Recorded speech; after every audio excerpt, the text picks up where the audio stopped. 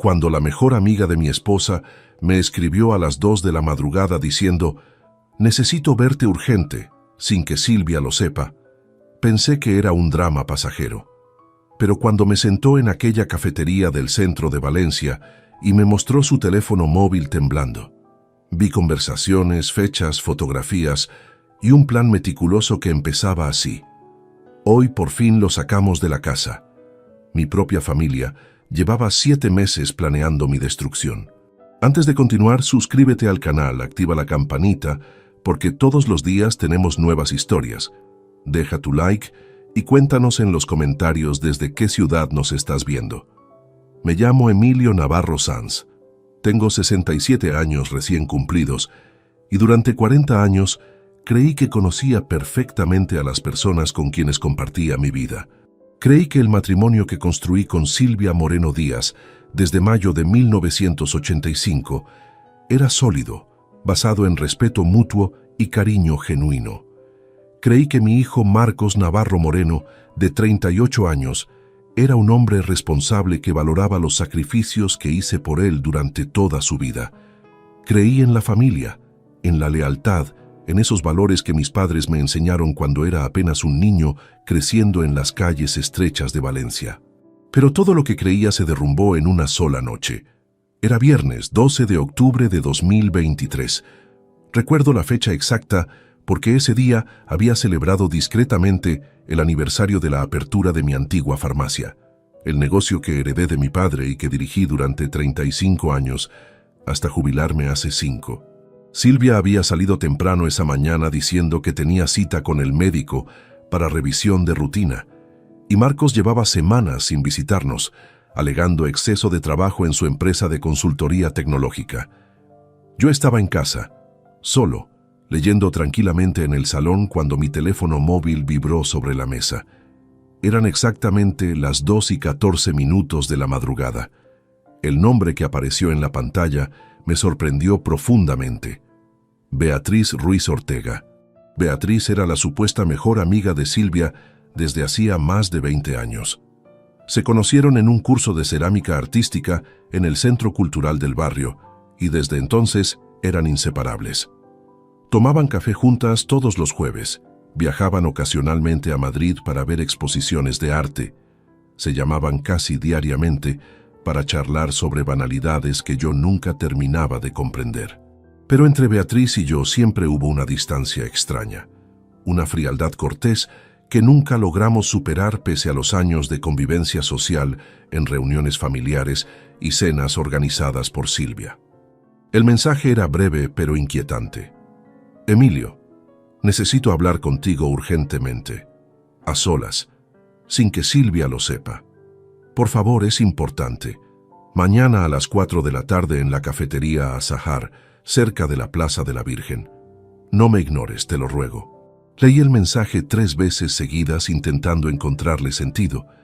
¿Por qué la mejor amiga de mi esposa querría verme en secreto?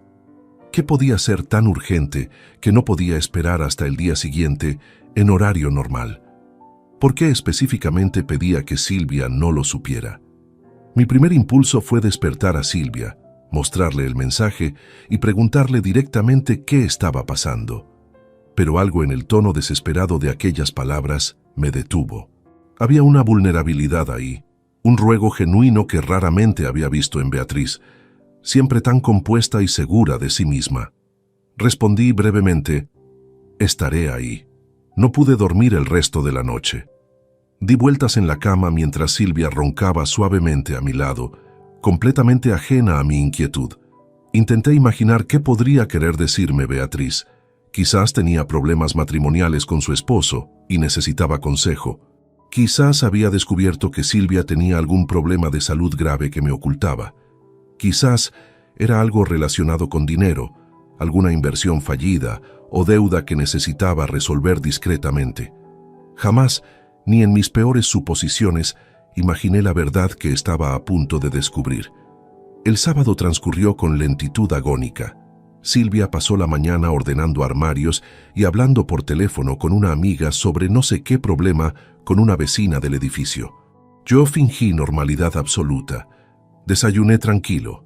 Leí el periódico como todos los fines de semana. Salí a caminar media hora por el parque del barrio, pero mi mente no paraba de dar vueltas sobre ese mensaje nocturno. A las 3:30 de la tarde, le dije a Silvia que tenía que salir para encontrarme con Javier Molina Vega, mi abogado de confianza desde hacía más de 20 años, para revisar unos papeles del seguro médico. Era mentira, pero necesitaba una excusa creíble. Silvia apenas levantó la vista del móvil donde estaba escribiendo mensajes y murmuró distraída: «Vale, no tardes mucho que esta noche cenaremos temprano». La cafetería Azahar estaba ubicada en una calle lateral cerca de la Plaza de la Virgen, un lugar discreto que frecuentaban principalmente turistas despistados y estudiantes universitarios. Llegué 10 minutos antes de las 4 y me senté en una mesa del fondo, lejos de las ventanas. Pedí un café solo que apenas toqué mientras esperaba nervioso. Beatriz llegó puntual. La vi entrar mirando hacia todos lados con evidente tensión, como si temiera ser seguida. Llevaba gafas de sol enormes pese a que el día estaba nublado, y su rostro mostraba señales claras de falta de sueño. Cuando me vio, se dirigió rápidamente a la mesa y se sentó frente a mí sin siquiera saludar. «Gracias por venir», susurró con voz quebrada. No sabía a quién más acudir. «¿Qué está pasando, Beatriz?», pregunté directamente. «Tu mensaje me preocupó mucho». Ella no respondió inmediatamente. Sacó su teléfono móvil del bolso con manos temblorosas, lo desbloqueó y me lo extendió sobre la mesa. En la pantalla había una conversación de WhatsApp. «Lee esto», dijo con lágrimas comenzando a formarse en sus ojos. «Lee todo y después te explico». Tomé el teléfono con cautela y comencé a leer. Los primeros mensajes parecían banales, conversaciones normales entre Silvia y Marcos sobre horarios y compromisos familiares. Pero conforme avanzaba hacia atrás en el historial, las palabras comenzaron a transformarse en algo completamente diferente. Y entonces lo vi. Un mensaje de Silvia a Marcos fechado el 28 de marzo de 2023. «Ya hablé con el doctor Romero. Dice que con los informes médicos que le proporcionemos puede hacer un diagnóstico de deterioro cognitivo severo. Nos costará 5.000 euros, pero vale la pena». Mi corazón comenzó a latir violentamente. Seguí deslizando la pantalla hacia arriba con dedos que comenzaban a temblar. Cada nuevo mensaje era una puñalada más profunda en el pecho.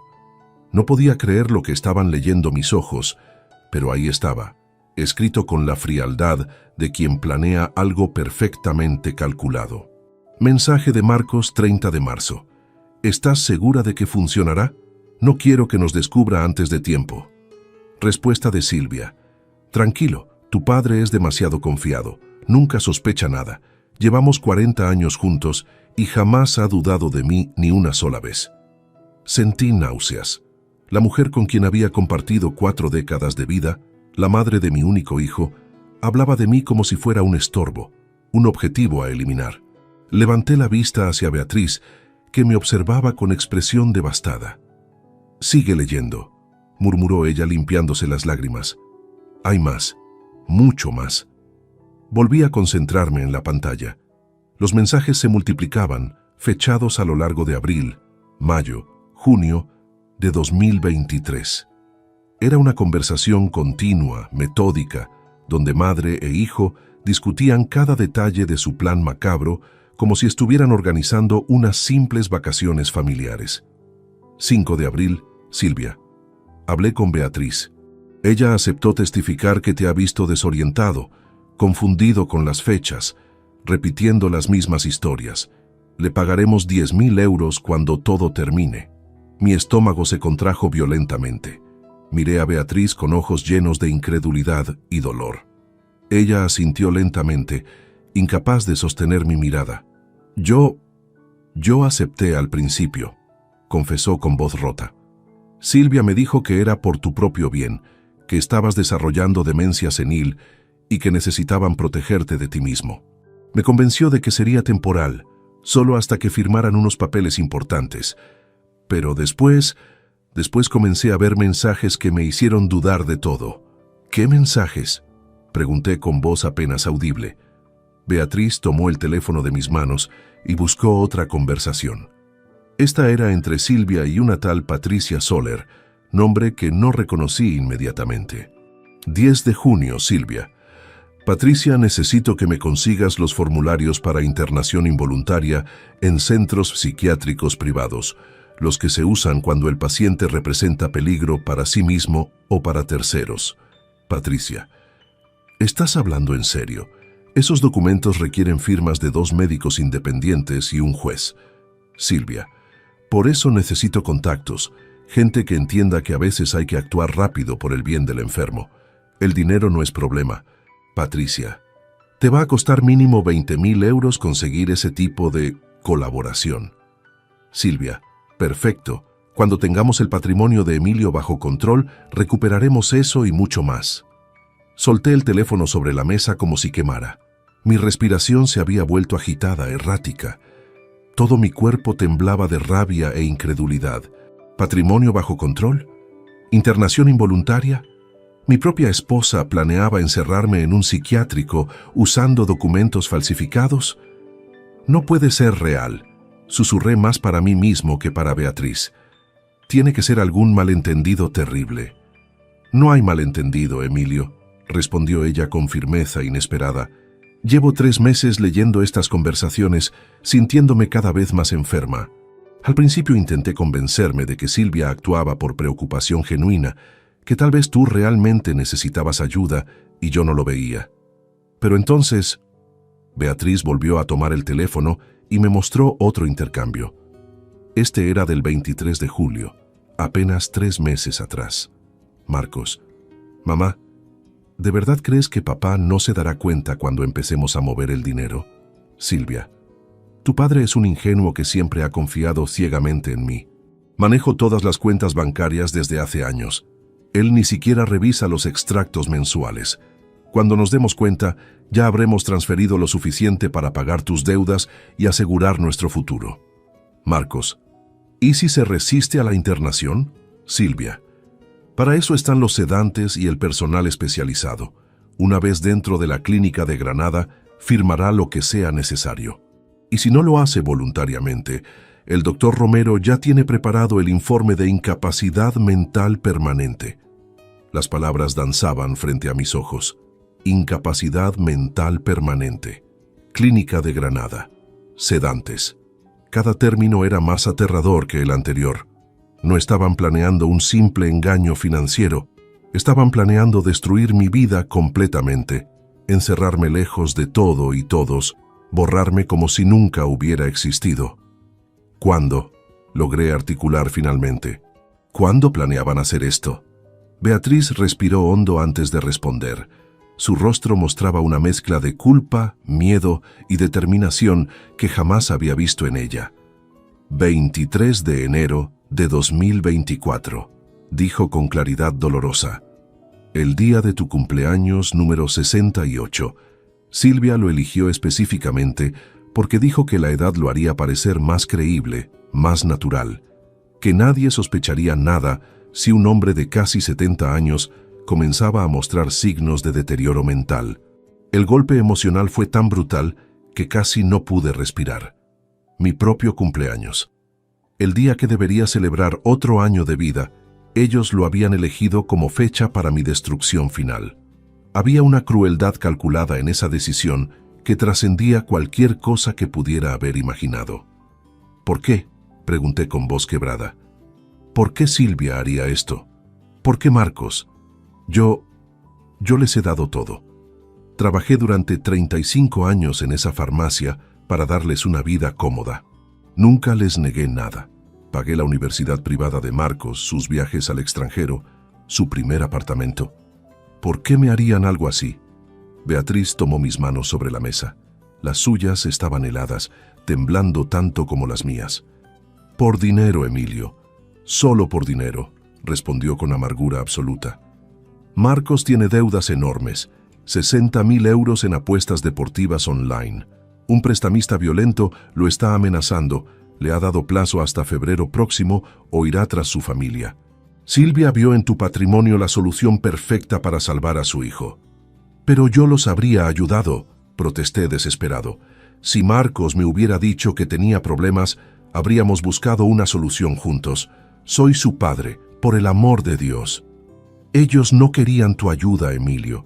Querían tu dinero sin condiciones, sin explicaciones, sin consecuencias, explicó Beatriz con dureza. Y Silvia vio la oportunidad de tomar todo para ella y su hijo, de deshacerse de ti permanentemente. Me hundí en la silla completamente devastado. 40 años de matrimonio reducidos a esto. Un hijo que había criado con amor incondicional, dispuesto a encerrarme en un psiquiátrico por dinero. Una esposa que nunca me había amado realmente, que solo esperaba el momento adecuado para destruirme. ¿Por qué me lo cuentas ahora?, pregunté finalmente a Beatriz. ¿Por qué cambiar de bando después de aceptar participar? Ella cerró los ojos y 2 lágrimas rodaron por sus mejillas. Porque ya no puedo vivir con esto. Beatriz abrió su bolso con movimientos nerviosos y sacó un sobre manila grueso que colocó frente a mí sobre la mesa de la cafetería. Sus manos seguían temblando visiblemente mientras lo empujaba hacia mi dirección.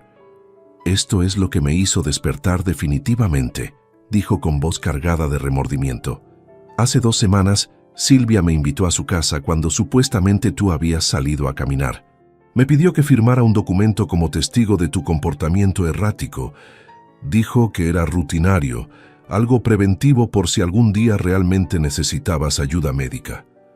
Abrí el sobre con dedos torpes. Dentro había varias hojas impresas en papel oficial con membrete de un bufete legal que no reconocí.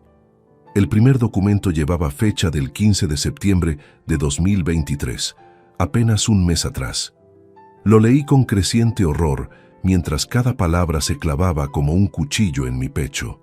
Era una declaración jurada donde Beatriz Ruiz Ortega, supuesta amiga cercana de la familia desde hacía 20 años, atestiguaba haber presenciado múltiples episodios donde yo, Emilio Navarro Sanz, mostraba signos alarmantes de deterioro cognitivo severo.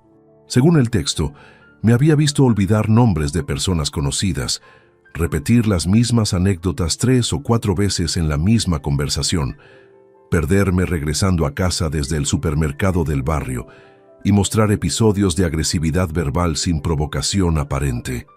Todo era mentira, absolutamente todo.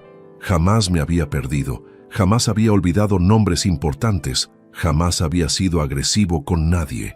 Pero ahí estaba, redactado con lenguaje técnico convincente, listo para ser presentado ante cualquier autoridad médica o judicial como prueba irrefutable de mi incapacidad mental. Yo firmé esto, confesó Beatriz con vergüenza lacerante. Firmé sabiendo que era falso, convenciéndome de que Silvia tenía buenas intenciones. Me pagó 5.000 euros en efectivo ese mismo día. Dijo que serían 10.000 más cuando todo terminara. Continué revisando el sobre. Había más documentos, todos igualmente aterradores. Un informe médico preliminar firmado por un tal doctor Alberto Romero García, neurólogo según el membrete, donde describía síntomas de demencia temprana, basándose en entrevistas con familiares cercanos. Yo jamás había visitado a ese médico. Nunca había oído su nombre en toda mi vida. Era completamente inventado, fabricado para construir un expediente falso que justificara mi internación forzosa. Pero lo peor estaba en las últimas páginas. Eran fotografías impresas, docenas de ellas, tomadas durante los últimos meses sin mi conocimiento. Yo saliendo de casa por la mañana, comprando el periódico en el kiosco de la esquina, sentado en el banco del parque alimentando palomas, entrando a la farmacia donde trabajaba mi sobrina para saludarla brevemente. Imágenes completamente inocentes de mi rutina diaria, pero acompañadas de anotaciones manuscritas con letra que reconocí inmediatamente como la de Marcos. 13 de mayo, 9:30 de la mañana. Sujeto deambula sin rumbo fijo por el parque durante 40 minutos. Posible desorientación espacial. 27 de junio, 11:15. Sujeto permanece sentado en banco público sin actividad aparente durante 1 hora. Comportamiento compatible con apatía severa. 5 de agosto, 16:40. Sujeto olvida compras en supermercado y debe regresar 3 veces. Evidente fallo en memoria de corto plazo. Cada anotación convertía momentos normales de mi vida en síntomas inventados de enfermedad mental. Mi hijo me había estado siguiendo durante meses, fotografiando cada movimiento, fabricando un expediente completo de supuesta locura donde solo existía la vida tranquila de un jubilado de 67 años, disfrutando su tiempo libre.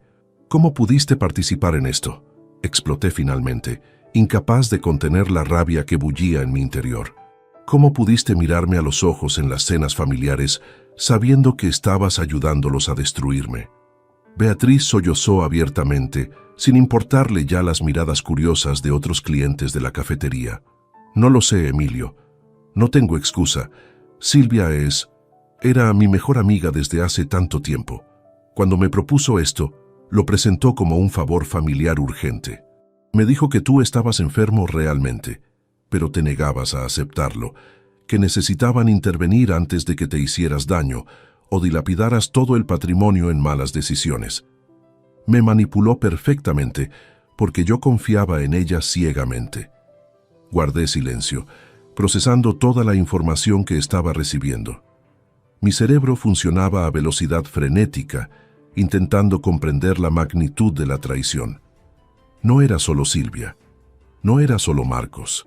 Era una conspiración completa que involucraba médicos corruptos, abogados sin escrúpulos, documentos falsificados y testigos pagados.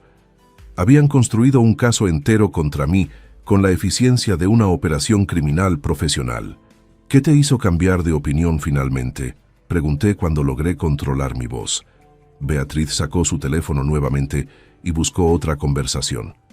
Esta era reciente, del 5 de octubre de 2023, apenas una semana atrás. «Lee esto», dijo simplemente. Era un intercambio entre Silvia y Marcos donde discutían los últimos preparativos. Pero lo que captó mi atención fue un mensaje específico que Silvia había enviado a su hijo a las 11 de la noche de ese día. «Marcos, hijo mío, estoy tan orgullosa de ti. Sé que estos meses han sido difíciles, pero pronto todo terminará. El 23 de enero sacamos a tu padre de la casa definitivamente». Beatriz ya firmó su declaración. El doctor Romero tiene los informes listos y la clínica de Granada confirmó disponibilidad de habitación en ala de seguridad máxima. Una vez allí, con los sedantes apropiados, firmará la transferencia de bienes sin siquiera recordarlo después. Seremos libres, ricos, y ese viejo ingenuo jamás volverá a molestarnos. Sentí que el mundo se detenía a mi alrededor. Viejo ingenuo. Así me llamaba la mujer con quien compartí 4 décadas de vida. No había un ápice de amor, ni siquiera de respeto básico en esas palabras, solo desprecio frío y calculado. Cuando leí ese mensaje, continuó Beatriz con voz temblorosa, algo se rompió dentro de mí. Comprendí que no estaba ayudando a proteger a un amigo enfermo. Estaba colaborando en la destrucción deliberada de un hombre bueno y honesto. Durante 3 noches no pude dormir pensando en ti encerrado en esa clínica, sedado, confundido, sin entender qué te había pasado ni por qué tu familia te había abandonado así. Beatriz metió la mano en su bolso nuevamente y sacó un pequeño dispositivo USB que colocó junto al sobre manila. «Aquí está todo», explicó, «copias de todas las conversaciones entre Silvia y Marcos desde marzo hasta ayer, fotografías de los documentos originales que firmé, grabaciones de audio donde Silvia me explica el plan completo, contactos del doctor Romero y otros implicados. Es suficiente evidencia para destruir su plan completamente y llevarlos ante la justicia si decides hacerlo». Tomé el USB con mano temblorosa. Era tan pequeño, tan insignificante en apariencia, pero contenía la prueba irrefutable de la conspiración más vil que pudiera imaginar. Mi vida, mi libertad, mi dignidad, todo había estado a punto de ser arrebatado y ahora tenía en mis manos las herramientas para defenderme. «¿Por qué arriesgas tanto dándome esto?», pregunté. Beatriz me sostuvo la mirada con una intensidad que jamás había visto en ella. Sus ojos enrojecidos por el llanto mostraban una determinación férrea que contrastaba con su estado emocional destrozado. «Porque tengo que vivir conmigo misma después de esto», respondió con firmeza inesperada. «Porque durante 20 años Te vi ser un esposo fiel, un padre dedicado, un hombre decente que jamás le hizo daño a nadie. Y yo estaba dispuesta a traicionarte por 15.000 euros. Eso me convierte en alguien despreciable, lo sé. No espero tu perdón, Emilio. Solo necesito que sepas la verdad antes de que sea demasiado tarde. Apreté el dispositivo USB en mi mano hasta sentir que los bordes se clavaban en mi palma. La rabia, el dolor, la traición se mezclaban en mi pecho, formando un torbellino de emociones que apenas podía controlar. Pero por encima de todo eso, comenzaba a surgir algo diferente. Una claridad fría, una determinación que no sabía que poseía. Necesito saber algo más, dije obligándome a mantener la voz estable. ¿Por qué Marcos necesita tanto dinero? Él tiene un buen trabajo, un apartamento decente. ¿Qué pasó para que llegara a este extremo? Beatriz suspiró profundamente antes de responder. Tomó un sorbo de su café ya frío y comenzó a explicar con voz cansada. Marcos tiene una adicción que ni tú ni nadie más conoce. Apuestas deportivas online. Comenzó hace 3 años como entretenimiento ocasional, pequeñas cantidades en partidos de fútbol los fines de semana. Pero escaló rápidamente. Silvia me contó todo hace 6 meses cuando me propuso el plan. Marcos llegó a su casa una noche llorando desesperado, confesándole que debía 60.000 euros a un prestamista llamado Rubén Ortiz, un tipo conocido en ciertos círculos de Valencia por su brutalidad con los deudores. El nombre me resultaba vagamente familiar. Recordé haber leído en el periódico local sobre un tal Rubén Ortiz involucrado en casos de extorsión y violencia, aunque nunca había sido condenado por falta de pruebas suficientes. La idea de que mi hijo estuviera enredado con alguien así me heló la sangre. ¿60.000 euros? Repetí incrédulo. ¿Cómo pudo acumular semejante deuda sin que nadie lo notara? Las apuestas online son así, explicó Beatriz. Discretas, accesibles 24 horas al día, adictivas. Marcos empezó ganando algunas apuestas pequeñas, lo cual le dio falsa confianza. Después vino la persecución de pérdidas, intentar recuperar lo perdido con apuestas cada vez mayores. Cuando quiso detenerse, ya era demasiado tarde. Había agotado sus ahorros, maximalizado todas sus tarjetas de crédito, pedido préstamos personales que no podía pagar. Finalmente recurrió a Rubén Ortiz, quien le prestó 40.000 euros con intereses usurarios que convirtieron la deuda en 60.000 en menos de un año. La imagen de mi hijo que había construido durante 38 años se desmoronaba ante mí. El niño responsable, el estudiante aplicado, el profesional exitoso, todo era una fachada que ocultaba un problema devastador. Y en lugar de acudir a mí buscando ayuda, había preferido conspirar con su madre para destruirme. Rubén le dio plazo hasta febrero de 2024, continuó Beatriz. Si no paga completo antes del día 15, irá tras su familia. Amenazó específicamente a Laura, la esposa de Marcos, y a los niños. Por eso Silvia actuó tan rápido organizando este plan. Vio en tu patrimonio la solución perfecta. Suficiente dinero para salvar a Marcos y quedarse con una buena parte para ella misma. Pero yo lo habría ayudado, protesté con voz quebrada. Si Marcos hubiera venido a mí con honestidad, habríamos encontrado una forma de solucionar esto juntos. No habría condenado a mis nietos a vivir amenazados. Ellos no querían tu ayuda con condiciones, Emilio. No querían tus consejos, tu supervisión, tu decepción. Querían el dinero sin rendir cuentas a nadie, respondió Beatriz con amargura. Y Silvia vio la oportunidad perfecta de resolver el problema de Marcos mientras se deshacía de ti permanentemente. 2 pájaros de un tiro, como ella misma lo expresó en uno de sus mensajes. Me recosté en la silla, sintiendo que el peso de toda esa información amenazaba con aplastarme. Durante 40 años había trabajado incansablemente para construir un patrimonio modesto, pero sólido. La farmacia heredada de mi padre la convertí en un negocio próspero que nos dio estabilidad económica. Invertí sabiamente en 2 propiedades pequeñas que ahora valían aproximadamente 300.000 euros en total. Nunca fui rico, pero siempre tuve la satisfacción de saber que mi familia vivía cómodamente gracias a mi esfuerzo. Y ahora descubría que esa misma familia por la cual sacrifiqué tanto planeaba arrebatarme todo usando los métodos más viles imaginables. ¿Cuánto sabe Laura de esto?, pregunté refiriéndome a mi nuera. ¿Está involucrada en el plan? Beatriz negó con la cabeza. Según lo que escuché, Laura no sabe nada. Marcos le oculta tanto las deudas como la conspiración.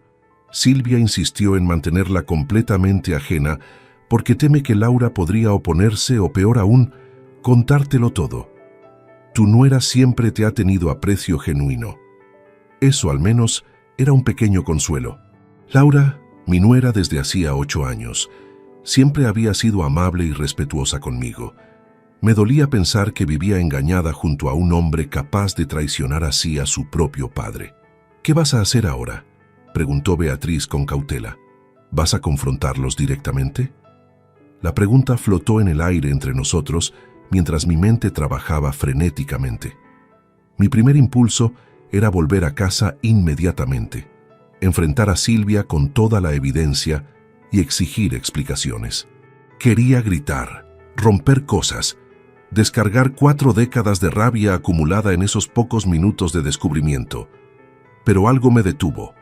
Una vocecita en el fondo de mi conciencia que susurraba prudencia, que me recordaba años de experiencia dirigiendo un negocio donde las decisiones impulsivas raramente terminaban bien.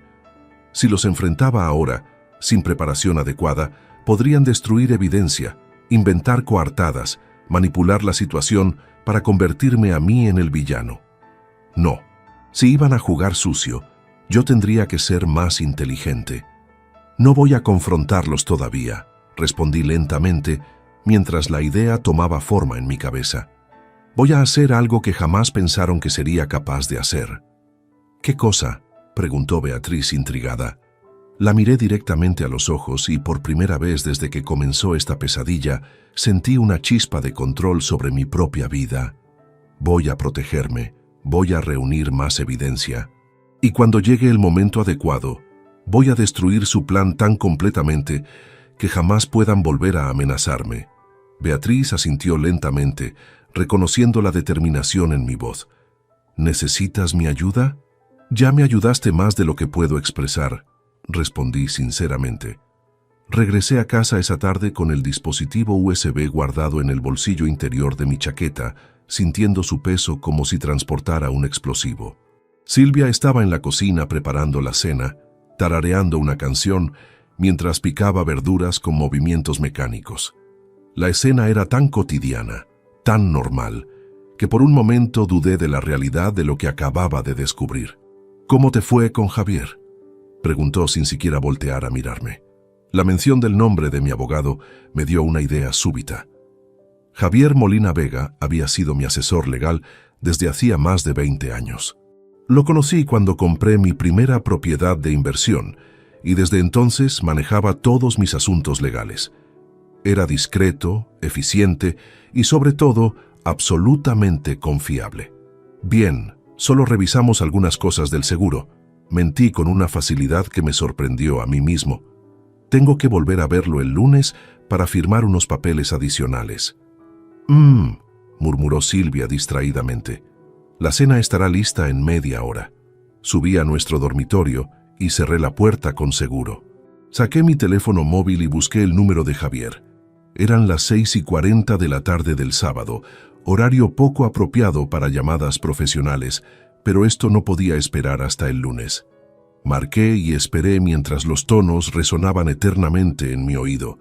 «Emilio», respondió finalmente la voz familiar de Javier. «¿Todo bien? Es raro que llames en fin de semana». «Javier, necesito verte urgentemente. Mañana, si es posible. Es un asunto extremadamente delicado y prefiero no hablar por teléfono», dije manteniendo la voz baja. Hubo una pausa breve antes de que respondiera. Javier era lo suficientemente experimentado para reconocer la gravedad en mi tono. «Puedo verte mañana domingo a las 10 de la mañana en mi despacho. ¿Te parece bien?» «Perfecto, gracias, Javier». Pasé el resto de la tarde y la noche actuando con normalidad forzada. Cené con Silvia, mientras ella hablaba animadamente sobre el nuevo curso de yoga que pensaba tomar, sobre la boda de la hija de una vecina, sobre trivialidades que antes me habrían parecido encantadoras y ahora sonaban como ruido vacío. Cada vez que la miraba, veía no a la mujer con quien compartí 40 años, sino a una extraña calculadora planeando mi destrucción. Esa noche, acostado junto a ella en la oscuridad de nuestro dormitorio, escuché su respiración regular mientras dormía profundamente. Me pregunté cómo era posible que alguien durmiera tan tranquilamente después de planear algo tan monstruoso. ¿Acaso no sentía ningún remordimiento? ¿Ninguna duda?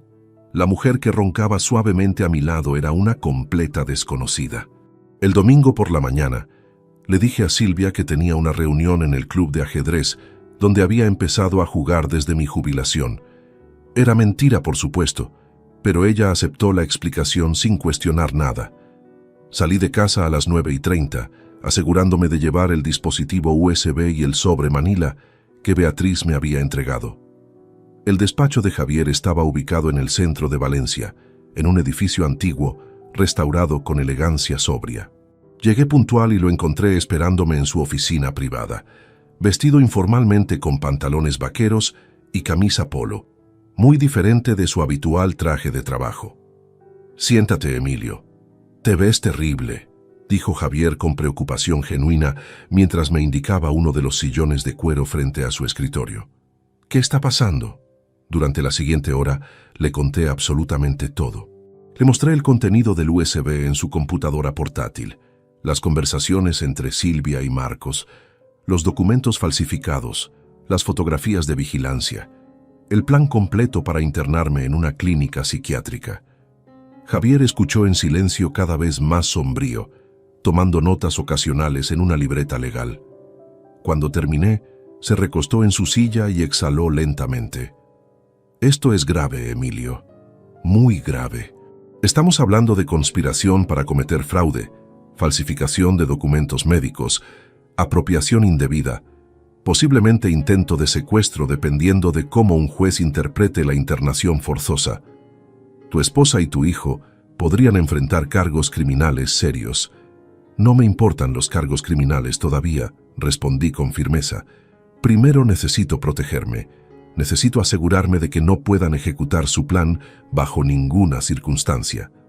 Javier asintió pensativamente. «Tienes razón. Lo primero es la defensa, después vendrá la ofensiva. Necesitamos hacer varias cosas inmediatamente y todo debe hacerse con máxima discreción. Si sospechan que descubriste su plan, podrían acelerar el proceso o destruir evidencia». «¿Qué sugieres?». Javier comenzó a enumerar los pasos con precisión profesional que admiré inmensamente. «Primero, necesito contratar un investigador privado de total confianza. Conozco a alguien excelente, Rodrigo Santos, ex policía con 20 años de experiencia. Él puede verificar todo lo que Beatriz te dijo, conseguir evidencia adicional y, lo más importante, rastrear cualquier movimiento financiero sospechoso». Sentí un escalofrío al escuchar esa última parte. «¿Movimientos financieros? ¿Crees que ya han empezado a robar de mis cuentas?». «Es muy probable», respondió Javier gravemente. «Si planeaban internarte en enero, tiene sentido que empezaran a mover dinero con anticipación para que cuando llegaras al psiquiátrico, parte del patrimonio ya estuviera fuera de tu alcance». La idea me enfureció, pero Javier continuó antes de que pudiera explotar. «Segundo, necesitamos revisar exhaustivamente todas tus cuentas bancarias, inversiones y propiedades. Quiero ver cada movimiento de los últimos 6 meses. Cualquier transferencia, cualquier cambio de titularidad, cualquier documento firmado, todo». «Puedo conseguir los extractos mañana lunes en cuanto abran los bancos», dije tomando nota mental. «Tercero, y esto es crítico, necesitamos proteger tus activos inmediatamente de forma legal e irreversible. Te recomiendo crear una sociedad limitada individual donde tú seas el único propietario y administrador. Transferiremos todas tus propiedades y cuentas principales a esa sociedad. De esa forma, aunque consiguieran declararte incapaz, no podrían tocar nada sin orden judicial expresa que tardaría meses en conseguir». La brillantez del plan me impactó. Era simple pero efectivo.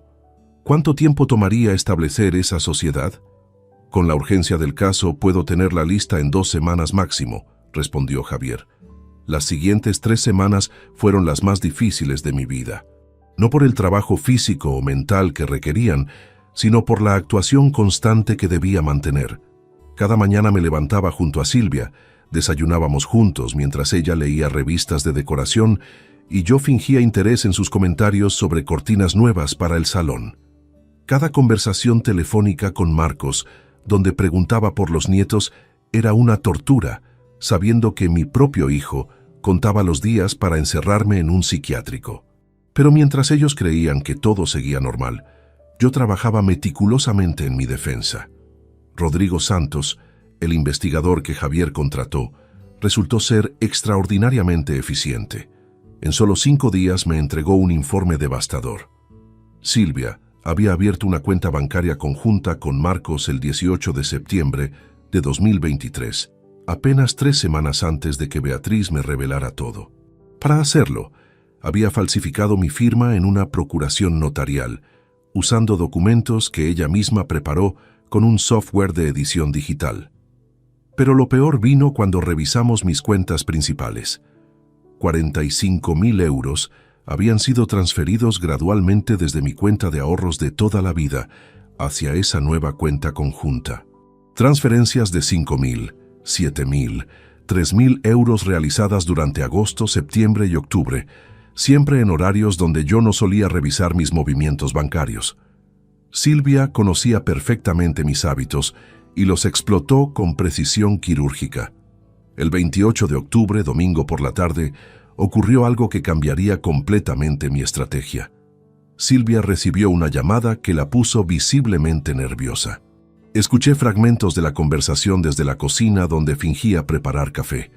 Sí, Marcos, mañana, pero es muy repentino. Ya veo. No, no te preocupes, iré contigo. Sí, puedo inventar algo. Cuando colgó, vino hacia mí con expresión estudiadamente casual. Emilio, mañana necesito ir a Toledo con Marcos. Surgió un asunto urgente con la herencia de su tía Remedios, ya sabes, papeles que firmar en el registro. Probablemente nos tome todo el día y parte del martes también. La tía Remedios había fallecido hacía 2 años y su herencia se había resuelto completamente hacía meses. Era una mentira obvia, pero asentí como si no sospechara nada.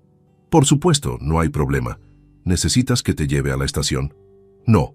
Marcos pasará a recogerme temprano.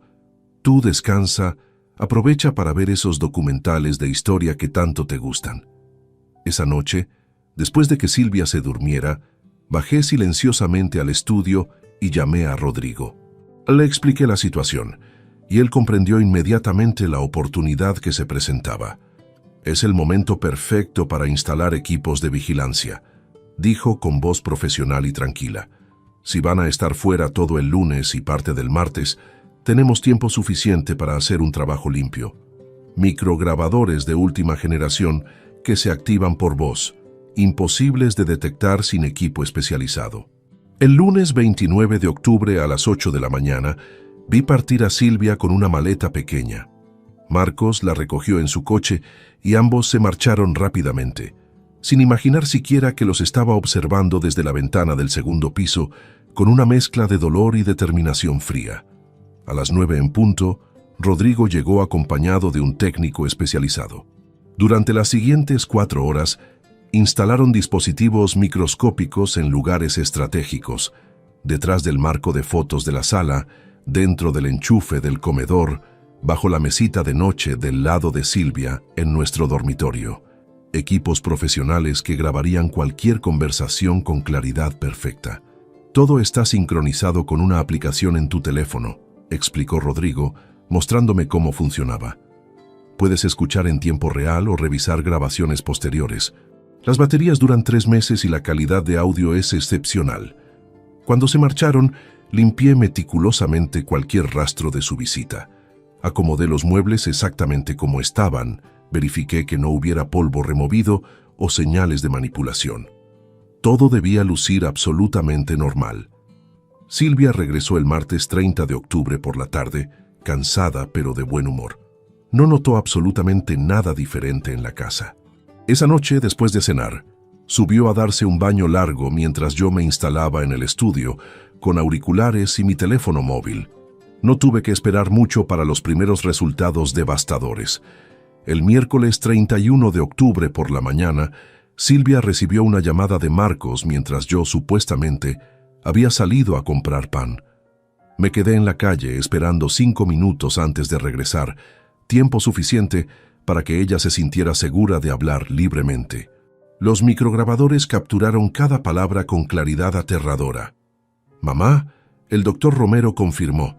Tiene todo listo para enero», decía la voz de Marcos con tono ansioso.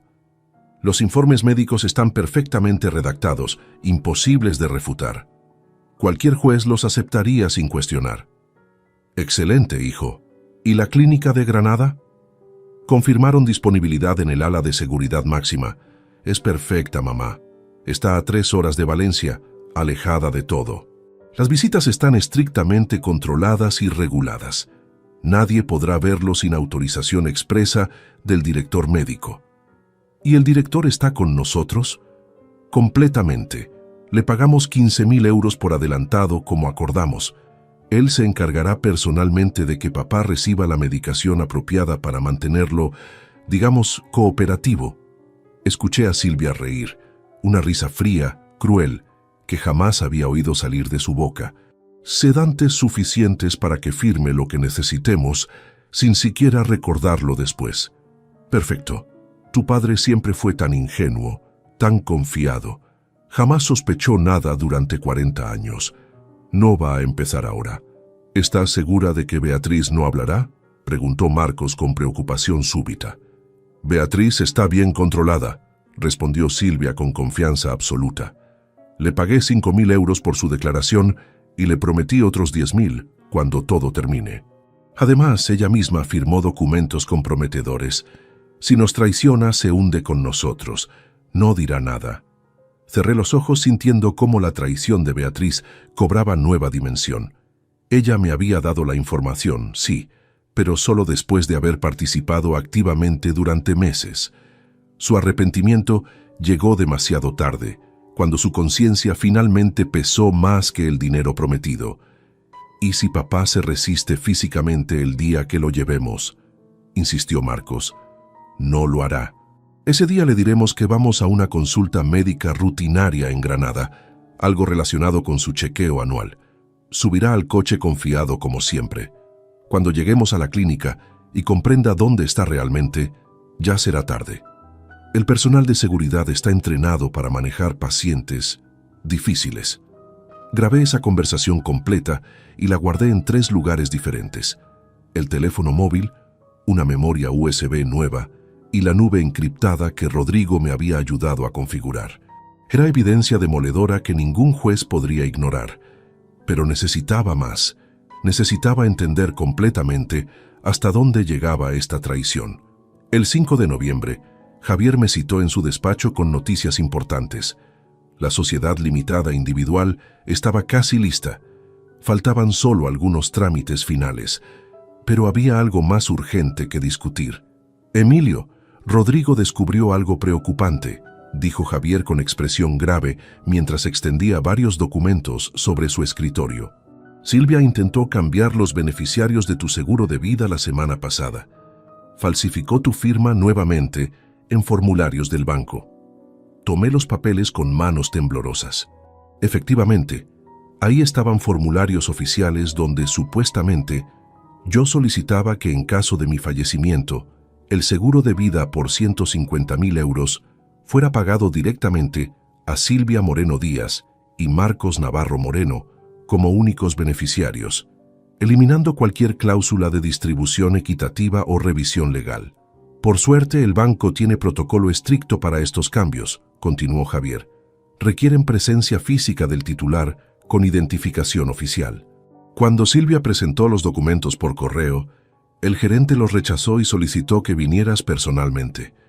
Ella no insistió para no levantar sospechas.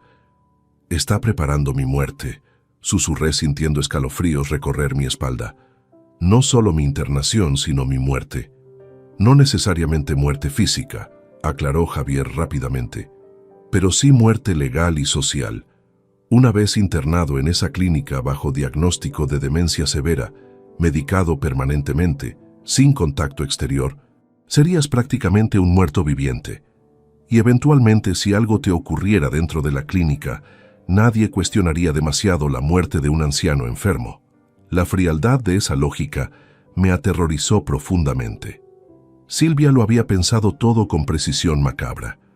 Durante esos días de noviembre, mientras acumulaba evidencia tras evidencia, me volví experto en la actuación. Cada mañana interpretaba el papel del esposo confiado e ingenuo. Preguntaba a Silvia sobre su día. Comentaba noticias del periódico. Hacía planes para las fiestas navideñas que sabía jamás celebraríamos juntos.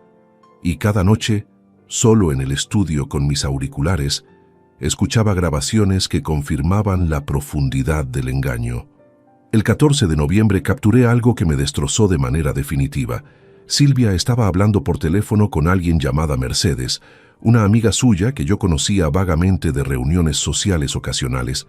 La conversación comenzó con trivialidades sobre una exposición de arte que habían visitado juntas, pero derivó hacia territorios inesperados. «Mercedes, necesito contarte algo que llevo guardado 40 años», dijo Silvia con voz liberada, casi alegre. «Algo que solo tú puedes entender porque me conoces desde antes de casarme». «Dime, mujer, sabes que puedes confiar en mí», respondió Mercedes intrigada. Hubo una pausa larga antes de que Silvia hablara nuevamente. Cuando lo hizo, su voz tenía una cualidad de confesión que me heló hasta los huesos. Jamás amé a Emilio, ni un solo día de estos 40 años. El silencio al otro lado del teléfono fue absoluto. Yo mismo dejé de respirar. «¿Cómo?», preguntó Mercedes finalmente, claramente choqueada. «Cuando lo conocí en mayo de 1985, yo tenía 24 años y estaba desesperada. Trabajaba de cajera en un supermercado. Vivía en un apartamento horrible compartido con 3 compañeras y veía cómo mis amigas se casaban con hombres exitosos mientras yo no tenía perspectivas. Entonces apareció Emilio Navarro». Silvia hizo una pausa y escuché cómo encendía un cigarrillo, hábito que supuestamente había dejado hacía años. Era dueño de una farmacia próspera heredada de su padre. Provenía de una familia respetable de Valencia, con propiedades y conexiones sociales. Era educado, trabajador, predecible. Vi en él la oportunidad perfecta de salir de mi situación miserable, así que lo seduje deliberadamente. Fingí interés en sus conversaciones aburridas sobre medicamentos y clientes de la farmacia. Reí con sus chistes predecibles. Me hice la mujer dulce y enamorada que él necesitaba ver. En 6 meses estábamos comprometidos, y en octubre de 1985 nos casamos en una ceremonia que a mí me pareció una farsa total, pero que todos celebraron como el matrimonio perfecto. Mercedes permaneció callada del otro lado mientras yo apretaba los auriculares contra mis oídos, deseando y temiendo al mismo tiempo escuchar más. «Durante 40 años he interpretado el papel de esposa fiel y amorosa», continuó Silvia con amargura satisfecha. 40 años fingiendo orgasmos, cocinando sus comidas favoritas, escuchando sus historias repetitivas sobre el negocio. 40 años esperando el momento perfecto para finalmente liberarme y quedarme con lo que construyó gracias a la herencia de su familia, no gracias a ningún talento especial. «Pero Silvia, tuviste un hijo con él», protestó Mercedes débilmente. «Marcos fue un accidente que decidí mantener porque me convenía. Un hijo aseguraba mi posición en la familia Navarro y garantizaba acceso futuro al patrimonio completo. Lo crié, por supuesto, pero siempre supe que eventualmente sería mi aliado contra Emilio cuando llegara el momento oportuno. Cada palabra era un golpe brutal contra todo lo que había creído durante 4 décadas. Mi matrimonio, mi familia, mi vida entera habían sido una mentira cuidadosamente construida desde el primer día. Silvia jamás me amó. Marcos fue concebido como herramienta de manipulación futura. Todo fue teatro calculado. «¿Y ahora qué vas a hacer?», preguntó Mercedes con curiosidad morbosa. «Ahora voy a terminar lo que comencé hace 40 años. En enero lo internamos, conseguimos control total del patrimonio, pagamos las deudas de Marcos y finalmente seré libre. libre de fingir, libre de ese matrimonio sofocante, libre para vivir los años que me quedan como yo decida. Guardé esa grabación con manos temblorosas. Era la confesión más completa y devastadora que podía haber obtenido. No solo admitía el plan actual, sino que revelaba 4 décadas de engaño premeditado. Cualquier juez que escuchara esto vería claramente la naturaleza calculadora de Silvia. El 20 de noviembre, Javier me confirmó que la sociedad limitada estaba finalmente establecida. Durante las siguientes 2 semanas, trabajamos metódicamente transfiriendo cada activo importante a la nueva empresa. Las 2 propiedades de inversión que valían aproximadamente 220.000 euros en total. Mi cuenta principal de ahorros con 75.000 euros restantes después del robo de Silvia. Inversiones menores en bonos y acciones por aproximadamente 30.000 euros. Todo quedó protegido legalmente bajo la estructura empresarial donde yo era único propietario y administrador. Incluso si conseguían declararme incapaz mentalmente, necesitarían orden judicial específica para acceder a esos fondos, proceso que tomaría meses y requeriría audiencias donde mi verdadero estado mental quedaría expuesto. El 1 de diciembre, me senté con Javier en su despacho para planear el siguiente paso crucial. «Tenemos evidencia abrumadora», dijo revisando carpetas llenas de documentos, transcripciones de grabaciones y análisis forenses de firmas falsificadas. Conversaciones donde admiten el plan completo, confesión de Silvia sobre 40 años de matrimonio fraudulento, pruebas de robo bancario, documentos médicos falsificados. Cualquier juez fallará a tu favor sin dudarlo. «¿Qué recomiendas hacer ahora?», pregunté sintiendo que nos acercábamos al momento definitivo. Javier se recostó en su silla, estudiándome cuidadosamente. «Recomiendo confrontación directa pero controlada. No un arrebato emocional privado donde puedan manipular la situación o destruir evidencia. Una reunión formal con presencia de autoridad legal que establezca registro oficial de todo lo dicho». «¿Cómo sería eso exactamente?». «Convocas una reunión familiar urgente. Les dices que necesitas comunicar decisión importante sobre testamento o herencia, algo que los motive a venir sin sospechar. Yo estaré presente como tu abogado con un escribano oficial que documentará todo. Entonces presentas la evidencia completa, anuncias las acciones legales que tomarás y estableces claramente que su plan fracasó rotundamente». La idea me gustó. Tenía elegancia judicial apropiada para la magnitud de la traición. «¿Cuándo?». «Sugiero viernes 15 de diciembre. Es fecha lo suficientemente cercana a sus planes de enero para que estén relajados y confiados, pero te da tiempo de prepararte emocionalmente». Acepté. Los siguientes días fueron extraños. Sabía que se acercaba el momento de la verdad, pero debía seguir actuando normalidad absoluta. El 10 de diciembre, durante una cena aparentemente tranquila, mencioné casualmente a Silvia mi intención. «He estado pensando en el testamento últimamente», dije mientras cortaba mi bistec. «Creo que es momento de actualizarlo formalmente. Me gustaría reunir a la familia este viernes 15 para discutir algunos detalles importantes».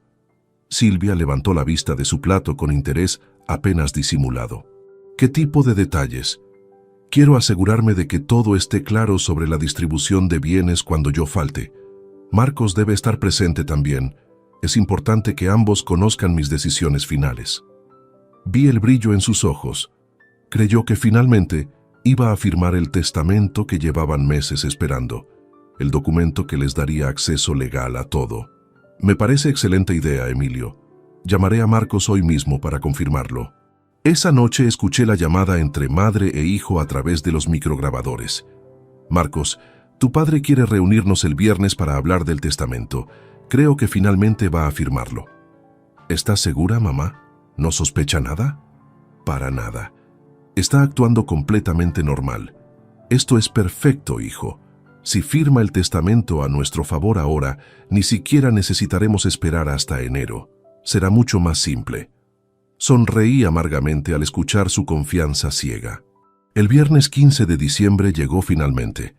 Era un día frío de invierno, con cielo gris amenazando lluvia. Javier llegó a las 6 de la tarde, acompañado de un escribano oficial llamado Roberto Fuentes y 2 testigos imparciales que trabajaban en su bufete. Silvia y Marcos llegaron a las 7 en punto de la tarde, puntuales y visiblemente animados. Mi esposa vestía un traje elegante azul marino que reservaba para ocasiones importantes, y mi hijo llevaba camisa blanca recién planchada con corbata. Ambos lucían como si asistieran a una celebración, no a su propia destrucción. «¿Javier? ¿Qué hace él aquí?», preguntó Silvia con primera nota de alarma en su voz cuando vio a mi abogado sentado en el salón principal junto al escribano y los testigos. «Es una reunión legal formal», respondí con voz tranquila que contrastaba con el huracán de emociones en mi pecho. «Necesitamos testigos oficiales para lo que voy a comunicarles esta noche». Marcos intercambió mirada rápida con su madre antes de sentarse en el sofá. Silvia permaneció de pie unos segundos más, claramente incómoda con la presencia de extraños, pero finalmente se acomodó junto a su hijo. «El escribano Roberto Fuentes está aquí para levantar acta oficial de esta reunión», explicó Javier con tono profesional impecable. «Todo lo dicho quedará registrado legalmente. Les recomiendo escuchar con atención». Me paré frente a ellos, sosteniendo una carpeta gruesa que contenía meses de investigación, dolor y traición documentada. Durante un momento simplemente los observé. La mujer con quien compartí 40 años de mentiras, el hijo que crié con amor incondicional y que me pagó con conspiración macabra. Durante las últimas semanas he descubierto algo que jamás imaginé posible. Comencé con voz firme. Descubrí que mi propia familia, las personas en quienes deposité mi confianza absoluta, han estado planeando meticulosamente mi destrucción. Vi cómo la sangre abandonaba el rostro de Silvia. Marcos se puso rígido instantáneamente. «Emilio, ¿de qué estás hablando?», preguntó Silvia intentando sonar confundida, pero su voz temblaba traicionándola. «Hablo de esto», respondí abriendo la carpeta y sacando las primeras hojas. «Conversaciones de WhatsApp entre tú y Marcos fechadas desde marzo de 2023, donde planean internarme en una clínica psiquiátrica usando documentos médicos falsificados. Conversaciones donde discuten cómo drogarme, cómo mantenerme encerrado, cómo robar mi patrimonio completo». Extendí las páginas impresas sobre la mesa de centro. Marcos intentó tomar una, pero Javier fue más rápido, protegiendo la evidencia. «También tengo esto», continué sacando extractos bancarios. 45.000 euros robados de mi cuenta de ahorros mediante transferencias fraudulentas. Dinero movido a una cuenta conjunta que abrieron usando mi firma falsificada en documentos notariales inventados. Silvia se puso de pie abruptamente. «Esto es ridículo. No sé quién te metió estas ideas en la cabeza, pero...» «Siéntate», ordené con voz que jamás había usado con ella. La dureza de mi tono la sorprendió tanto que obedeció automáticamente. «No he terminado». Saqué otro conjunto de documentos. «Aquí están los informes médicos falsos, preparados por el doctor Alberto Romero García, neurólogo que supuestamente me diagnosticó demencia severa. Jamás he visitado a ese hombre en mi vida. Los informes están fabricados completamente, basándose en testimonios inventados de familiares cercanos». «Papá, déjame explicarte», comenzó Marcos con voz desesperada. «No hay nada que explicar, Marcos. Tengo grabaciones de audio donde tú y tu madre discuten cada detalle del plan. Conversaciones donde se ríen de mí, donde me llaman viejo ingenuo, donde calculan exactamente cuánto dinero obtendrán una vez que me encierren. ¿Quieres que las reproduzca aquí frente al escribano?». El silencio que siguió fue absoluto. Marcos había palidecido completamente y Silvia miraba fijamente el suelo, incapaz de sostener mi mirada.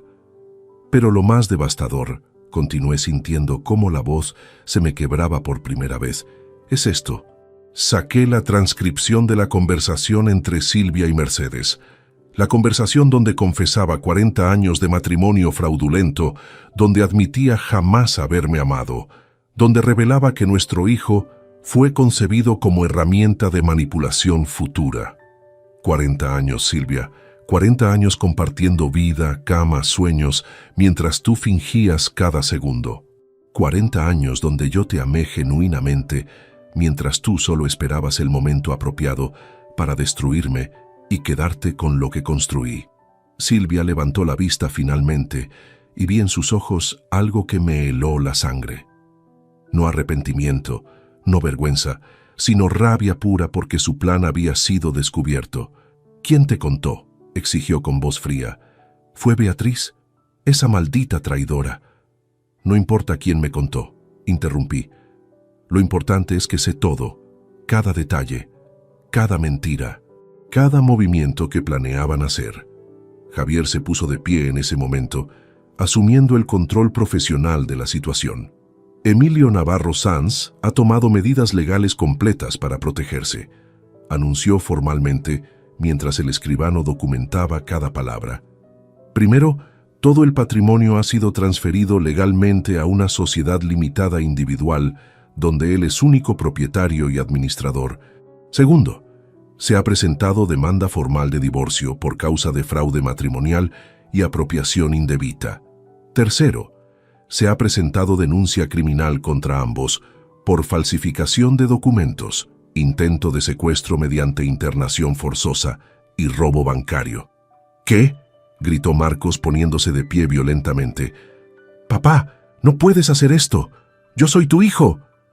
«Fuiste mi hijo», respondí con voz quebrada pero firme, hasta el momento en que decidiste que 60.000 euros en deudas de apuestas valían más que tu propio padre.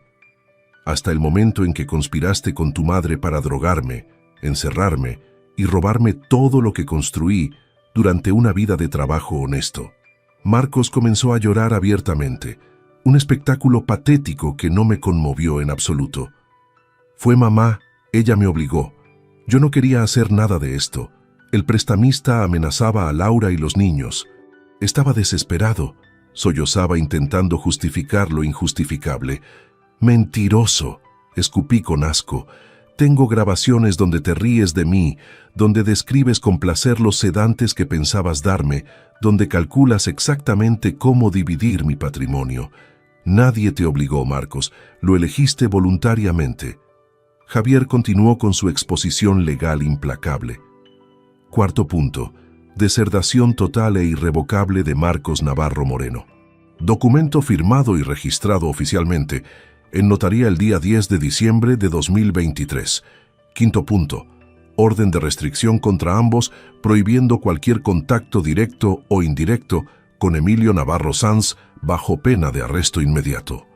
Silvia finalmente reaccionó, perdiendo completamente la compostura. «No puedes quitarnos todo. Ese dinero es tanto mío como tuyo. Estuve casada contigo 40 años», gritó con histeria creciente. «Estuviste casada conmigo bajo pretensiones falsas», respondí con frialdad que me sorprendió a mí mismo. «Tengo tu confesión grabada admitiendo que jamás me amaste, que te casaste por conveniencia económica, que fingiste durante 4 décadas completas. Ningún juez te otorgará nada en el divorcio. De hecho, deberás devolver todo lo que robaste más daños punitivos». El escribano Roberto Fuentes levantó la vista de sus anotaciones y habló por primera vez. Para el registro oficial, los acusados Silvia Moreno Díaz y Marcos Navarro Moreno no han negado ninguna de las acusaciones presentadas. Su silencio y reacciones emocionales serán interpretados como admisión tácita de culpabilidad. Esas palabras sellaron su destino legalmente. Cualquier cosa que dijeran ahora quedaría registrada contra ellos. Javier sacó otro conjunto de documentos de su maletín. Sexto punto: demanda civil por daños emocionales y psicológicos. La cuantía solicitada es de 100.000 euros, considerando 40 años de matrimonio fraudulento, más el trauma del descubrimiento de conspiración para privación ilegal de libertad. «¿100.000 euros? ¡Estás loco!», gritó Silvia. «No tengo ese dinero». «Entonces deberás vender tu vehículo, tus joyas, cualquier activo que poseas hasta cubrir la cantidad ordenada por el tribunal», respondió Javier sin emoción alguna. «Y respecto a los 45.000 euros robados de la cuenta bancaria del señor Navarro, deberán ser devueltos con intereses de mora que suman aproximadamente 7.000 euros adicionales.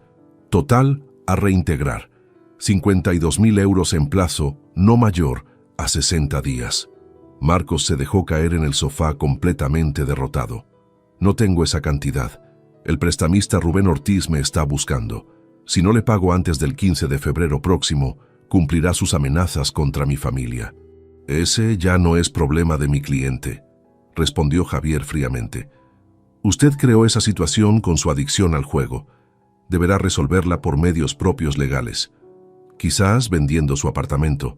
La realidad cayó sobre Marcos como avalancha devastadora. Perdería su herencia completa, tendría que vender su único patrimonio para pagar al prestamista y aún así debería encontrar manera de devolver los 52.000 euros robados a su padre. Quedaría literalmente en la calle. «Papá, por favor», suplicó con desesperación absoluta. «Laura y los niños no tienen culpa de nada. Si me dejas sin nada, ellos sufrirán también. Debiste pensar en tus hijos antes de conspirar para destruir a su abuelo», respondí sintiendo pequeña punzada de dolor por mis nietos inocentes, pero manteniéndome firme. Laura puede solicitar divorcio y quedarse con custodia completa. Ella no está involucrada en esto y no será penalizada. Pero tú, Marcos, vas a vivir las consecuencias de tus decisiones. Silvia intentó una última estrategia desesperada. Emilio, piensa en los años que pasamos juntos. No todo fue mentira. Tuvimos momentos buenos, recuerdos hermosos. Por esos momentos, por lo que alguna vez significamos el uno para el otro, no hagas esto. La miré directamente a los ojos y en ese instante comprendí algo liberador. Ya no sentía amor por esa mujer. Ni siquiera sentía odio. Solo sentía indiferencia absoluta hacia una extraña que había usurpado 40 años de mi vida. No significamos nada el uno para el otro, Silvia. Tú misma lo dijiste en esa grabación. Jamás me amaste. Yo era simplemente tu boleto a una vida cómoda. Ahora ese boleto se ha cancelado permanentemente. Javier procedió a entregar citaciones oficiales a ambos. Audiencia preliminar programada para el 8 de enero de 2024 en el Juzgado de Primera Instancia número 3 de Valencia. Presencia obligatoria bajo pena de orden de arresto. Se recomienda contratar representación legal propia. El proceso judicial avanzó con eficiencia notable durante las siguientes semanas. La evidencia era tan abrumadora que los abogados de Silvia y Marcos recomendaron no ir a juicio completo, sino negociar acuerdo que minimizara daños. El 22 de enero de 2024, un día antes de la fecha que habían elegido para mi supuesta internación, se firmó el acuerdo final ante el juez. Silvia fue condenada a devolver los 52.000 euros robados en plazo de 30 días, bajo amenaza de embargo de sus bienes personales. Adicionalmente, debía pagar multa de 25.000 euros por falsificación de documentos públicos. El divorcio se otorgó inmediatamente, sin división de bienes matrimoniales, dado que el matrimonio se basó en fraude probado desde su inicio. Ella quedó además con antecedentes penales permanentes que destruyeron su reputación social en Valencia. Marcos enfrentó consecuencias aún más devastadoras. Perdió completamente su derecho a herencia futura mediante deserdación irrevocable registrada notarialmente. Fue condenado a 300 horas de servicios comunitarios por participación en conspiración criminal. Y lo más duro, tuvo que vender su apartamento de 100.000 euros para pagar a Rubén Ortiz y evitar que el prestamista cumpliera sus amenazas contra Laura y los niños. Laura, al descubrir todo, solicitó separación inmediata y se llevó a los pequeños a vivir con sus padres. Mi hijo quedó sin hogar, sin familia, sin futuro. Pero esta historia no termina con su castigo. Termina con mi renacimiento. El 3 de febrero de 2024, exactamente 2 semanas después del acuerdo judicial, tomé la decisión más valiente de mi vida. Vendí la casa familiar de Valencia, donde había vivido 40 años de mentiras. Vendí los muebles, los recuerdos falsos, todo lo que me ataba a ese pasado doloroso. Con el dinero de la venta más los 300.000 euros de mi patrimonio protegido, me mudé a Santander. ¿Por qué Santander? Porque jamás había estado allí con Silvia. Porque era ciudad costera hermosa en el norte de España, donde nadie me conocía, donde podía empezar absolutamente desde cero, sin el peso de miradas compasivas o rumores curiosos. Llegué en marzo con 2 maletas pequeñas y un corazón decidido a construir algo verdaderamente significativo. Durante las primeras semanas caminé por las playas de El Sardinero. Respiré el aire marino fresco, observé a las personas viviendo vidas normales sin traiciones ni conspiraciones. Lentamente, la herida comenzó a sanar. No porque olvidara lo que me hicieron, sino porque decidí conscientemente que no permitiría que esa traición definiera el resto de mi existencia. En abril, mientras tomaba café en una pequeña cafetería del barrio de Puerto Chico, conocí a Alberto Campos Prieto. Era un hombre de 70 años, viudo desde hacía 5, que había perdido a toda su familia en un accidente automovilístico 3 años atrás. Compartimos nuestras historias de pérdida y dolor y surgió entre nosotros una amistad genuina basada en comprensión mutua. ¿Sabes qué necesita esta ciudad?, me dijo Alberto una tarde mientras observábamos el atardecer sobre la bahía. Un lugar para personas como nosotros, gente mayor que ha perdido a sus familias, que se siente abandonada, que necesita recordar que todavía tiene valor y propósito. Esa conversación casual plantó la semilla de lo que se convertiría en mi mayor logro. En mayo de 2024, usando 200.000 euros de mi patrimonio, compré un edificio antiguo en el centro de Santander. Lo remodelamos completamente durante 2 meses con ayuda de arquitectos y trabajadores locales. El 1 de agosto inauguramos oficialmente Casa Renacer, un centro comunitario gratuito dedicado exclusivamente a personas mayores que habían sufrido abandono familiar, viudez traumática o soledad extrema. Ofrecíamos talleres de pintura, cerámica, escritura creativa, yoga adaptado. Teníamos biblioteca amplia, sala de juegos, cocina comunitaria donde preparábamos almuerzos compartidos 3 veces por semana. Pero lo más importante era el apoyo psicológico profesional que proporcionábamos sin costo alguno. Fue ahí donde conocí a Adriana López Serrano, psicóloga de 48 años, que se unió al proyecto como coordinadora voluntaria. Era divorciada, sin hijos, con pasión genuina por ayudar a personas en situaciones difíciles. Su empatía, su inteligencia, su risa contagiosa me conquistaron lentamente sin que yo lo buscara. El 23 de enero de 2025, exactamente un año después de la fecha que Silvia había elegido para mi internación forzosa, le propuse matrimonio a Adriana en la playa de El Sardinero durante un paseo al atardecer. Ella aceptó llorando de felicidad. Nos casamos en ceremonia íntima el 14 de febrero, rodeados de amigos nuevos que habíamos conocido en Casa Renacer.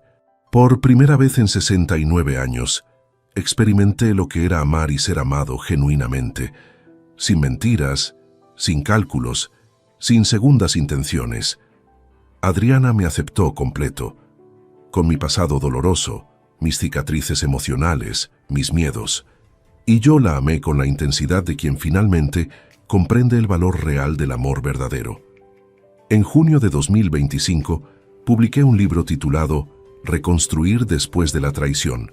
No era obra literaria pretenciosa, sino testimonio honesto de mi experiencia. Describía la conspiración familiar, el proceso de descubrimiento, las decisiones legales que tomé, pero sobre todo hablaba de la reconstrucción posterior, de cómo elegí no quedarme atrapado en amargura, sino transformar dolor en propósito significativo. El libro resonó profundamente con miles de personas. En 6 meses vendimos 80.000 copias. Recibí cartas conmovedoras de lectores que habían vivido traiciones similares y encontraron esperanza en mi historia. Di conferencias en universidades y centros comunitarios. Me convertí inesperadamente en voz para personas mayores que habían sido invisibilizadas o traicionadas por sus propias familias. Casa Renacer creció exponencialmente. Durante el primer año, ayudamos a 300 personas. El segundo año, alcanzamos 500. Expandimos servicios, incluyendo asesoría legal gratuita para adultos mayores, víctimas de abuso financiero familiar, programa de vivienda temporal para quienes habían perdido sus hogares, red de voluntarios jóvenes que adoptaban abuelos sin familia. Era octubre de 2025 cuando recibí el mensaje que jamás esperé. Un correo electrónico de Marcos, Si te gustó esta historia, dale like al video, suscríbete al canal y comparte tus impresiones en los comentarios. Para escuchar la próxima historia, haz clic en la caja de la izquierda. Gracias por vernos. Vamos una vez más por acá, huevón. Una noche más por acá, muchachos, con ustedes. Qué bueno verlos por acá. Aplausos. No lo merecemos, no lo merecemos. Después de un día tan berraco, huevón. Después de un día tan agitado. Aquí estamos. Invictus. Me gustó esto. ¿Cómo vamos, parceros? Buenas noches, háblamelo de Ledan. ¿Todo bien o qué? ¿Cómo estás, parcerito? Háblamelo, Pirlo. Pirlo 420 en la casa. ¿Cómo va, hermano? ¿Cómo va todo? ¿Cómo va todo, mi socio? ¿Qué es lo que es? ¿Cuál es la movida, parce? Papi, está lloviendo bien rico. Es la última... Yo creo que es la última lluvia de primavera, weón. No, bueno, lluvia de primavera. De hecho, principios de lluvia de primavera. Parcero, la verdad que hoy estoy muy bien, weón. A pesar de que casi no cuento la historia hoy, weón. Papi, me parto la cabeza. Literalmente. Papi, estaba moviendo unas cosas, me caí el camión, weón, me di como una vuelta para atrás, papi. Y había una piedrota, marica. Por suerte que la cabeza no me cayó ahí, parce, pero sí me alcancé a doblar ¿cómo se llama eso? El tobillo, marica. Vamos una vez más por acá, huevón. Una noche más por acá, muchachos, con ustedes. Qué bueno verlos por acá. Aplausos. No lo merecemos, no lo merecemos. Después de un día tan berraco, huevón. Después de un día tan agitado. Aquí estamos. Invictus. Me gustó esto. ¿Cómo vamos, parceros? Buenas noches, háblamelo de Ledan.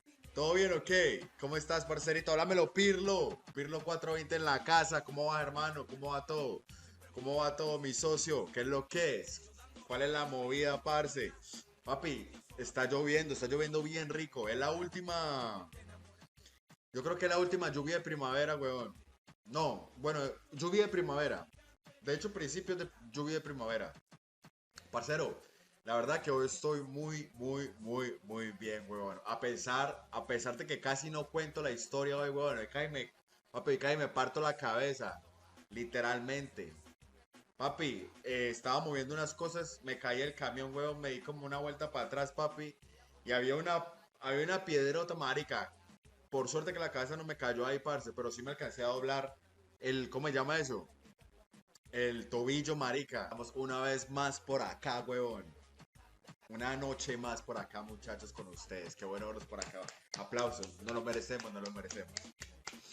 Después de un día tan berraco, huevón. Después de un día tan agitado. Aquí estamos. Invictus. Me gustó esto. ¿Cómo vamos, parceros? Buenas noches, háblamelo de Ledan. ¿Todo bien o qué? ¿Cómo estás, parcerito? Háblamelo, Pirlo. Pirlo 420 en la casa. ¿Cómo va, hermano? ¿Cómo va todo? ¿Cómo va todo, mi socio? ¿Qué es lo que es? ¿Cuál es la movida, parce? Papi, está lloviendo bien rico. Es la última... Yo creo que es la última lluvia de primavera, weón. No, bueno, lluvia de primavera. De hecho, principios de lluvia de primavera. Parcero, la verdad que hoy estoy muy bien, weón. A pesar de que casi no cuento la historia hoy, weón. Papi, me parto la cabeza. Literalmente. Papi, estaba moviendo unas cosas, me caí el camión, weón, me di como una vuelta para atrás, papi. Y había una piedrota, marica. Por suerte que la cabeza no me cayó ahí, parce, pero sí me alcancé a doblar ¿cómo se llama eso? El tobillo, marica. Vamos una vez más por acá, huevón. Una noche más por acá, muchachos, con ustedes. Qué bueno verlos por acá. Aplausos. No lo merecemos, no lo merecemos. Después de un día tan berraco, huevón. Después de un día tan agitado. Aquí estamos. Invictus. Me gustó esto. ¿Cómo vamos, parceros? Buenas noches, háblamelo de Ledan. ¿Todo bien o qué? ¿Cómo estás, parcerito? Háblamelo, Pirlo. Pirlo 420 en la casa. ¿Cómo va, hermano? ¿Cómo va todo? ¿Cómo va todo, mi socio? ¿Qué es lo que es? ¿Cuál es la movida, parce? Papi, está lloviendo bien rico. Es la última... Yo creo que es la última lluvia de primavera, weón. No, bueno, lluvia de primavera.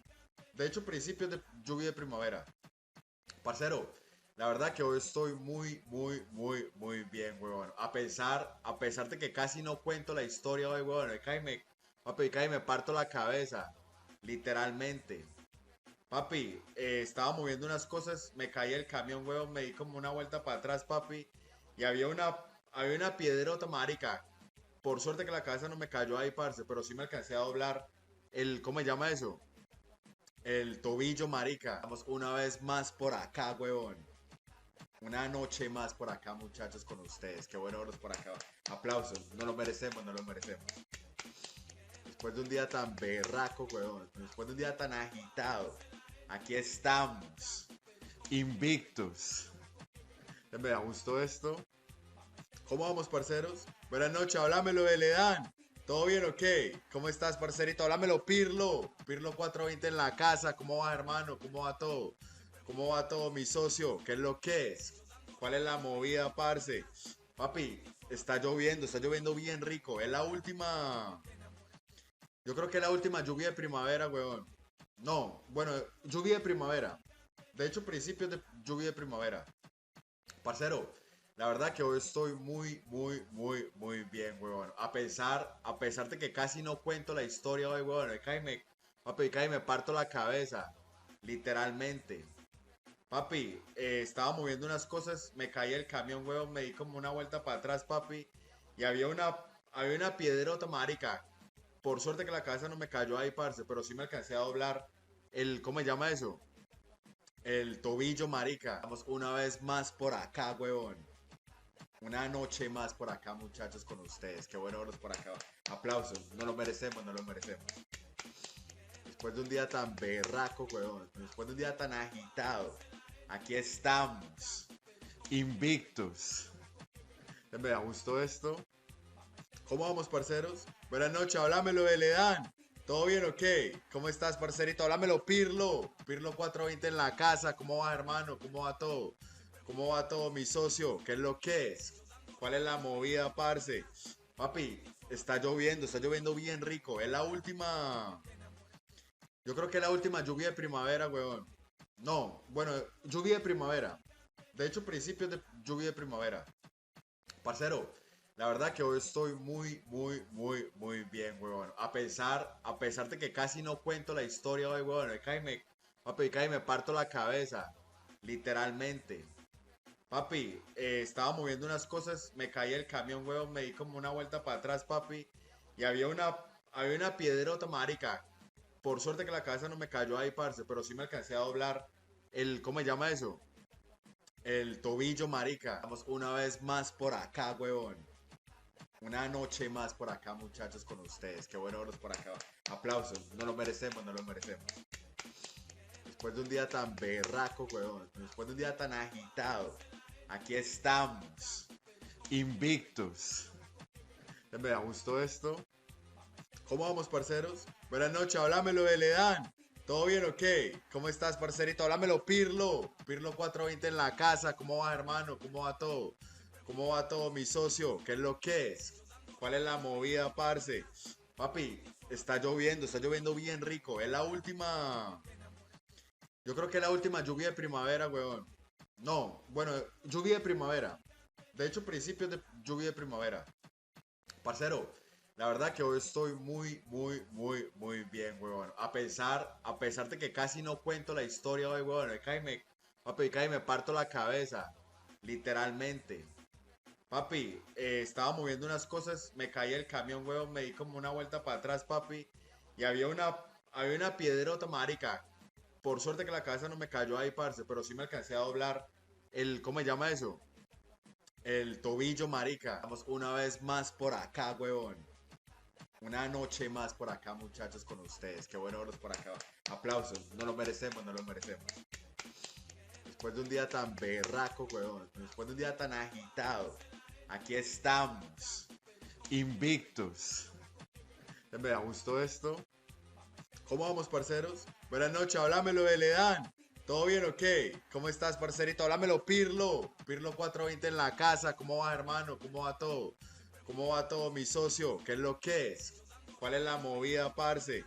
Papi, está lloviendo bien rico. Es la última. Yo creo que la última lluvia de primavera, weón. No, bueno, lluvia de primavera. De hecho, principios de lluvia de primavera. Parcero, la verdad que hoy estoy muy bien, weón. A pesar de que casi no cuento la historia hoy, weón. Papi, cae me parto la cabeza. Literalmente. Papi, estaba moviendo unas cosas, me caí el camión, weón, me di como una vuelta para atrás, papi.